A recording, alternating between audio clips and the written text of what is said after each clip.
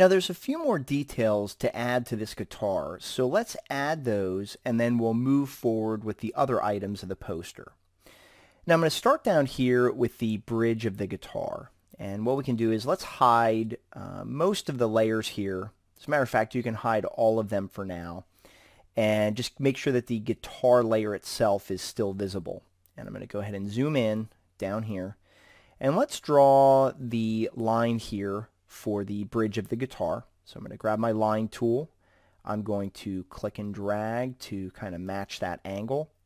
And then I'll go ahead and increase the weight of that in the stroke panel. And I'm going to wait until I get about where I want to be. I think I'm at 6. And then I'm going to adjust the cap to be a rounded cap.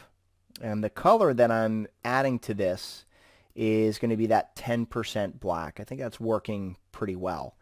And in the layers panel, we can rename that to, bridge element. And then while we're here, let's add the anchors for the strings. So I'm going to zoom in on one of those, and I'm going to grab my ellipse tool. And I'm just going to draw a circle about the size that I want those to be. And once again, I'm going to fill it with that 10%. And then to get the little item in the middle of that, what I'm going to do is use the scale tool. And using the scale tool, I'm just going to click out here and drag inward towards the middle. And I'm going to add the Shift key and the Alt or Option key. And when I have that circle about the size that I want, I'm going to let go of my mouse, and that created a scaled copy of that ellipse. I'm going to change that color to, say, the 90% black. Now what I'm going to do at this point is I'm going to select both of those ellipses, and I'm going to open my symbols panel, and I'm going to drag that and drop that in there. And I'm going to call this string anchor. I don't know if that's the technical term for these, but that's what I'm going to call it for my artwork. And now I have a symbol that I can use over and over again. And so if I make a copy of this, you'll see that it's basically another instance of the symbol. And if I use the keyboard shortcut Command D or Control D, I can keep duplicating that along the same line in which I copied the original. And the reason I made it a symbol is that if I ever wanted to change these guys, I can always edit the symbol itself, and all of these will update. So that'll be a nice little technique or option that I have. Now I'm going to select all of these. I'm going to group them together. And in the layers panel, I'll just call those string anchors. That looks pretty good. Now I'm going to zoom out a little bit. And for the bridge itself, I'm going to grab my rectangle tool. And I'm just going to click and drag to draw a rectangle, a very kind of crude rectangle, if you will. And if I want, I can hide these anchors and the bridge element just for now. And I'll get rid of the fill color too.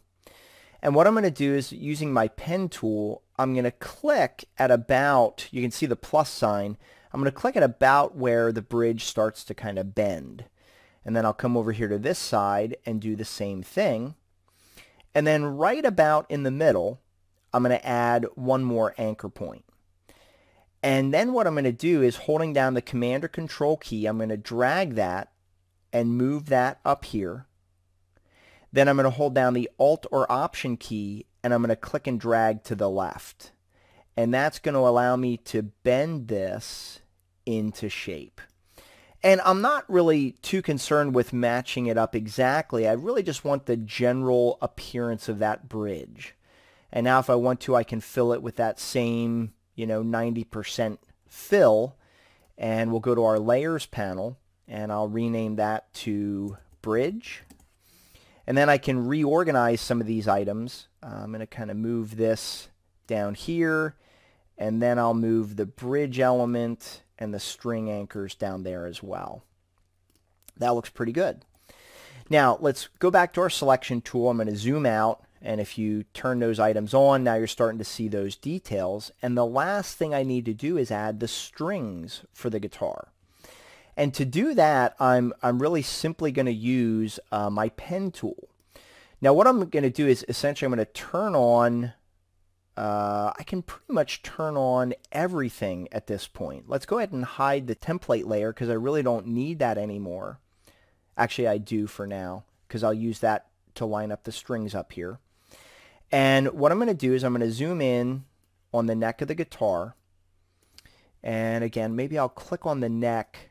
I might just shift that over a little bit so that those strings are lined up a little bit better. And what I'm going to do is using the pen tool, I'm going to click where I have the string up here at the top. So I'm just going to kind of click once. And then if I zoom out and zoom in on the string anchors, I'm just going to click once on the string anchor. And I'm going to set the fill to none, and I'll set the stroke color to like the 10%, and I'll increase the weight to about 2 points. And I think that's an appropriate width for those strings. And now that I'm done drawing, I'll just hit the escape key. And now I can do the same thing here. I'm going to click here, zoom in on the guitar up here at the top, click where the string is, and then I'll just hit escape to terminate it. I'm just going to repeat this to draw the remainder of the strings. There's a total of 6. So I'm just kind of drawing these, and you know, this is creating a perfectly straight line. And that's the nice thing about using the pen tool by just clicking, because the pen tool just draws a straight line between point A and point B. And that just pretty much guarantees that you have a straight line going from one location to the next. So here I am on the last one. Just zoom in a little bit more. And then we'll terminate that, and that is looking pretty good. And if you want to, we can go ahead and select all of these strings.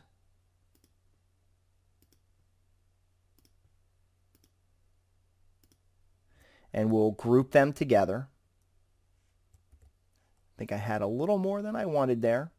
There we go. Group that together. And then I'll call this group strings. And what I might want to do is move that below the string anchors. If you look at the bottom there, if I move it below the string anchors, now the strings are not protruding past them, making it look a little more realistic. I like the way that looks.